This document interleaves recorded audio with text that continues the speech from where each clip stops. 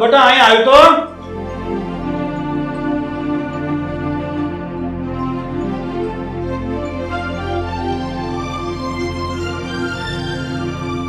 બેટા આ કાલે તારી હગાઈ છે તો બધી તૈયારી તે કરી નાખી? પપ્પા એમાં તૈયારી શું કરવાની હોય? આ નવા કપડાં પડ્યા છે ને એ બસ પહેરીને ચાલુ થઈ જઈશ. અને તમને તો ખબર જ છે ને કે હું બાકી બધી છોકરીઓની જેમ ફેશનેબલ નથી. એટલે જ અમારે અહીંયા આવવું પડ્યું છે. આવો રાધાબેન આવો. જય શ્રી કૃષ્ણ. જય શ્રી કૃષ્ણ. બેહો. પાણી લેતી આવું. ના,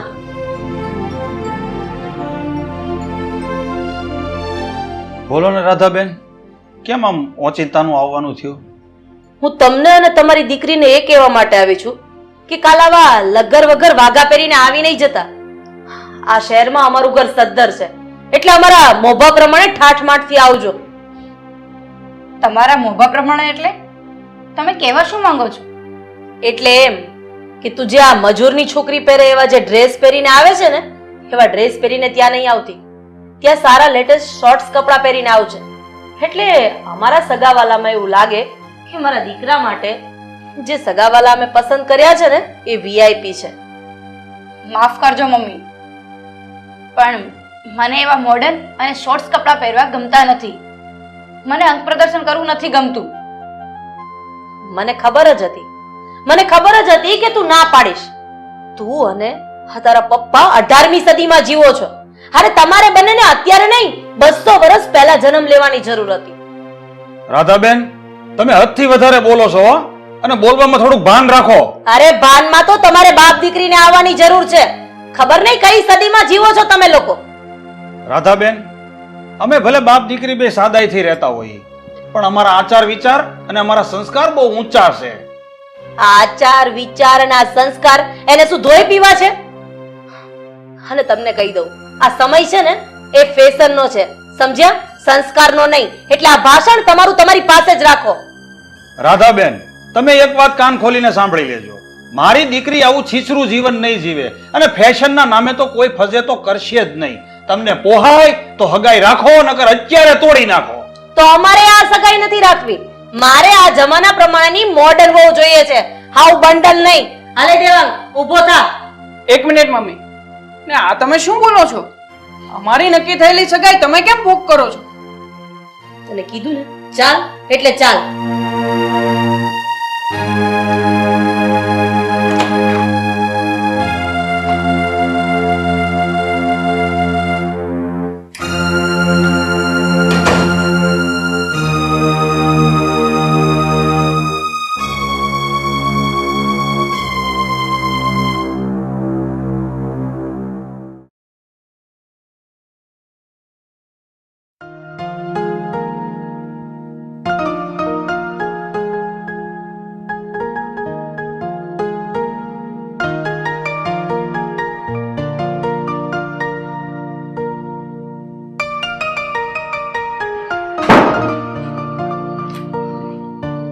આવી ગયા તમે લોકો?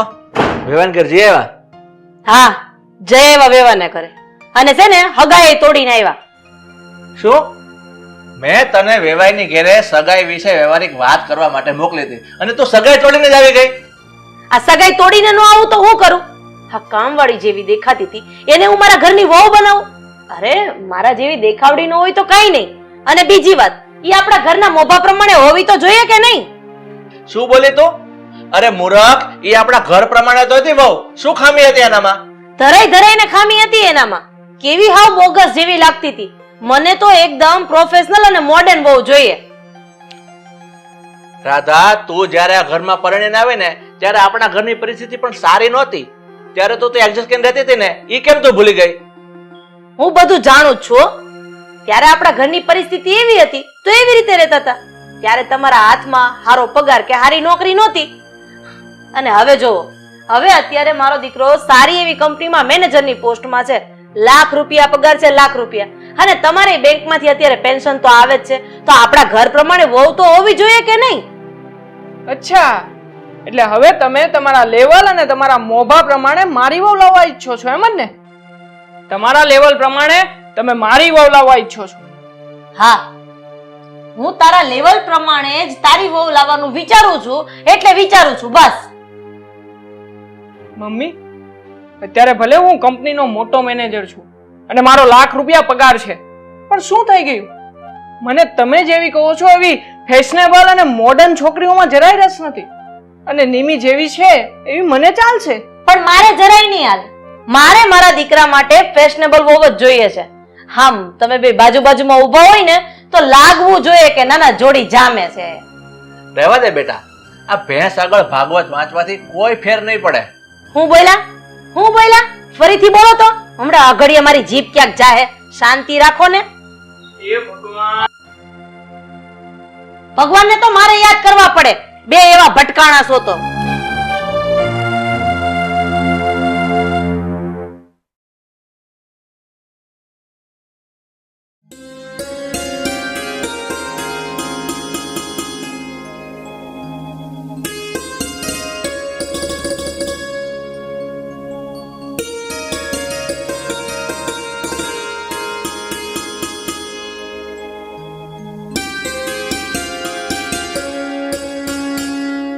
બોલ નિમી, અત્યારે અહીંયા શું કામ બોલાવ્યો છે?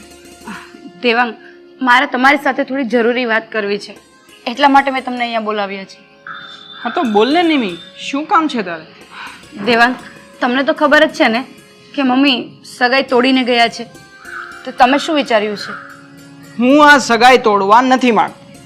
હું લગ્ન કરીશ તો તારી સાથે જ કરીશ. પણ દેવાંગ, મમ્મી નહીં સ્વીકારે.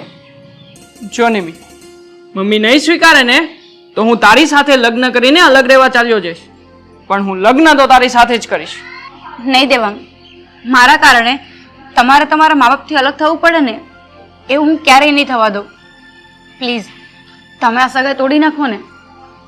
નહીં નિમી નહીં, હું આ સગાઈ ક્યારેય નહીં તોડું, પછી ભલે જે થવું હોય થાય. પણ દેવાંગ, બસ નિમી બસ, હવે એક શબ્દ પણ નહીં બોલતી. હું લગ્ન તારી સાથે કરીશ એટલે તારી સાથે જ કરીશ. ને હા, હવે શું કરવું ને મમ્મીને કેવી રીતે મનાવવા ને એ બધી જ મને ખબર છે. તું ચિંતા નહીં કર, બધું જ ઠીક થઈ જશે. જો અત્યારે મારે નોકરીએ જવાનું મોડું થાય છે, હું મારું કામ પતાવી લઉં, પછી મળીએ. ચલ બાય. બાય.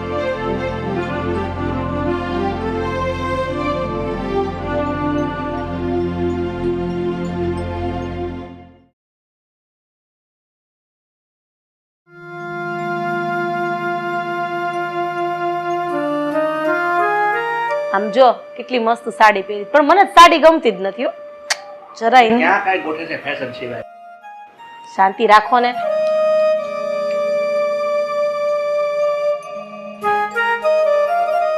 દેવાંગ બેટા, તે કેમ આવા કપડા પહેર્યા છે? બેસ અહીંયા.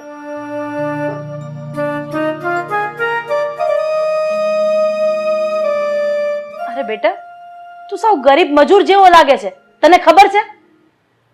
મમ્મી, તમે મારા લેવલ ને તમારા સ્ટેટસ પ્રમાણેની જ વહુ શોધતા હતા ને, તો લ્યો મેં પણ મારું સ્ટેટસ બદલી નાખ્યું છે. થઈ ગયો છું હું પણ સાવ સાદો ને સામાન્ય. હવે તો નિમી મારી સાથે શોભશે ને.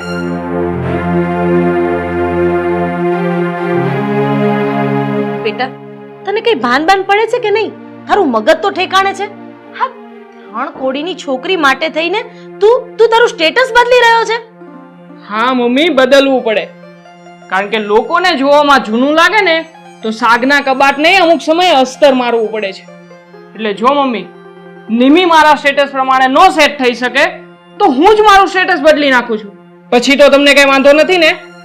અરે મૂર્ખ, તને ભાન છે કે તું શું કરી રહ્યો છે? ઓલી 2 બદામની છોકરી માટે તું તારું સ્ટેટસ બદલી રહ્યો છે?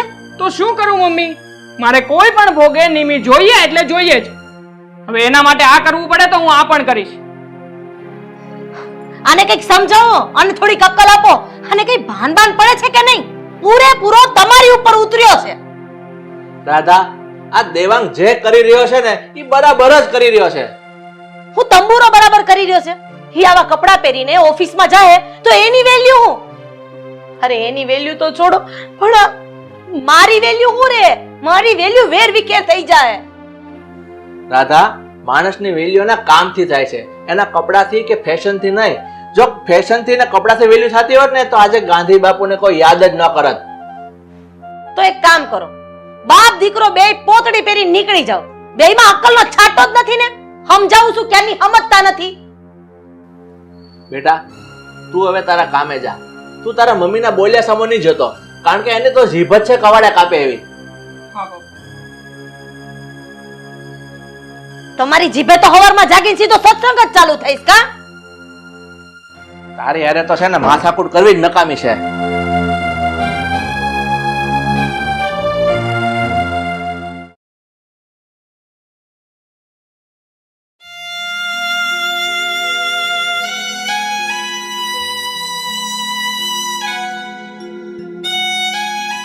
બેટા, આ નથી તું હગાઈ તોડતી કે નથી આ રાધાબેન તને અપનાવતા?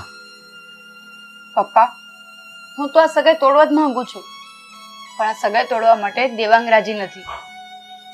એ મારી સાથે જ લગ્ન કરવા માંગે છે. પણ બેટા, આ તારા અને તારા સાસુના વિચારમાં જમીન આસમાનનો ફરક છે. તો તમારે લોકોને સાથે કેવી રીતે બનશે?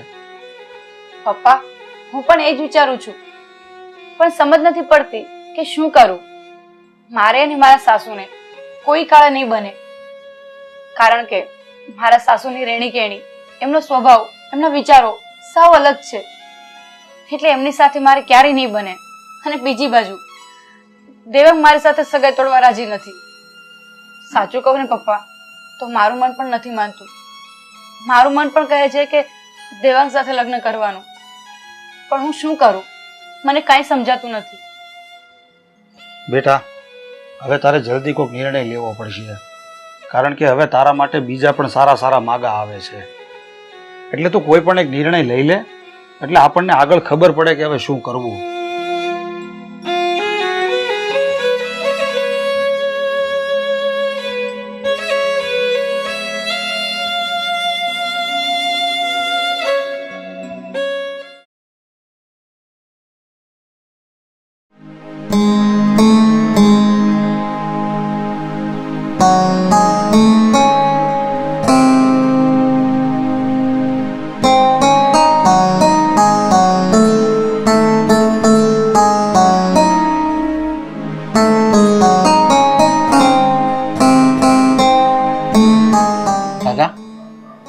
કેમ ઉદાસ બેઠી છો?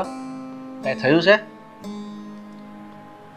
પ્રવીણ, મને એ વિચાર આવે છે કે દેવાંગ આવું શું કામ કરી રહ્યો છે? પેલી છોકરી માટે પોતાની જાતને આટલી બધી શું કામ બદલી રહ્યો છે? એ છેલ્લા 1 મહિનાથી આવા મજૂર જેવા કપડાં પહેરીને ઓફિસે જાય છે.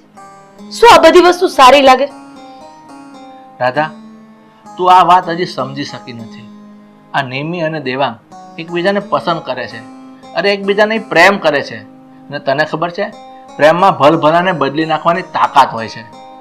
તને ખબર છે, આ કચ્છનો ખૂંખાર ડાકુ જેસલ એને તોરલે પલમાં પીર બનાવી દીધો. અરબસ્તાનનો મહિવાલ જે સોનીના પ્રેમમાં પોતે કુંભાર બની ગયો, અને આ પ્રેમમાં આખી દુનિયાને પલટી નાખવાની તાકાત હોય છે. રાધા, તું આ બંનેના સ્ટેટસ મેળવવા કરતા એ બેવના મન મેળવ. આ જીવન છે ને સ્ટેટસથી નહીં પણ મન મળવાથી જીવાય છે. તમારી વાત સાવ સાચી છે પ્રવીણ. હા, જીવન ફેશન અને જમાનાને અનુરૂપ થઈને નહીં, પણ ઘર અને એકબીજાને અનુરૂપ થઈને જીવાય છે. સાચું કહું ને તો મારા દીકરાની આવી હાલત મારાથી જોવાતી નથી. હું એને જાતે રહીને આવી જિંદગી જીવવા માટે મજબૂર કરવા નથી માંગતી.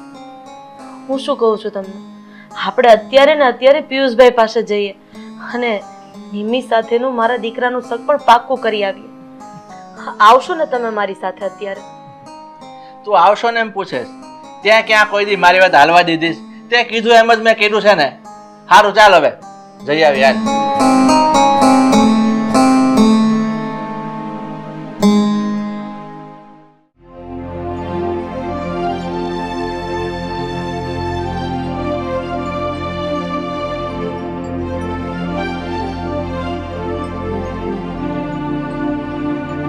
પ્રવીણભાઈ, રાધાબેન, જય શ્રી કૃષ્ણ. જય શ્રી જય શ્રી કૃષ્ણ. બેહો બેહો.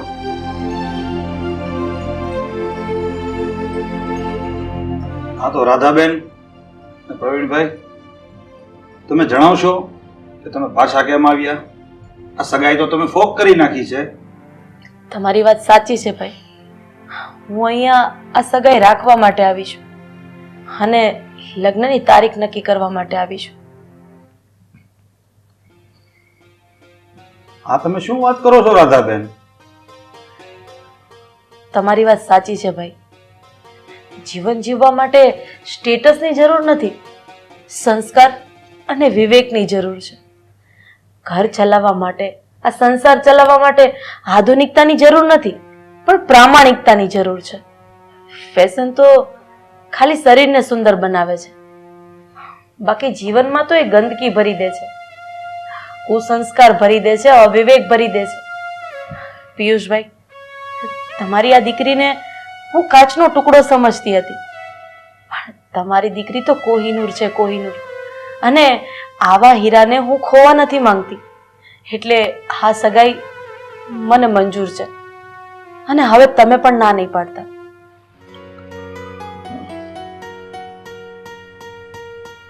તો ઠીક છે રાધાબેન, જેવી તમારી લોકોની મરજી. બેટા જા, સાકર લઈ આવો, આપણે મહેમાનને મોઢું મીઠું કરાવીએ. જા.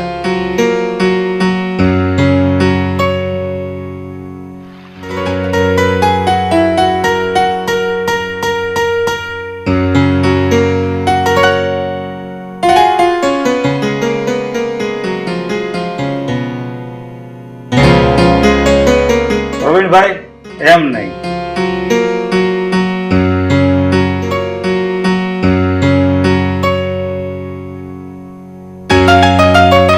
આજથી આપણે પાછા વેવાય.